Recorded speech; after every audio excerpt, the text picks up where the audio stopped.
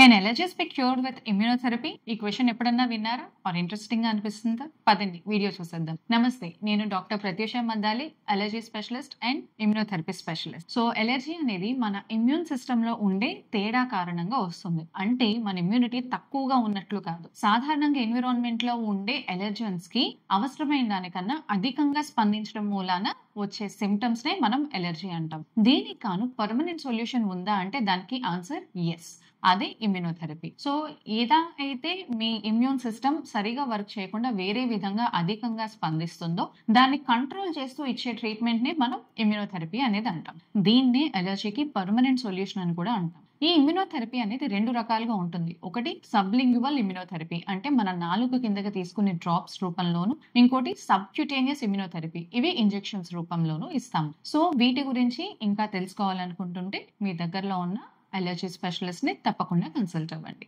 మరిన్ని health tips కోసం keep following to Tulasi multi speciality channel. Thank you.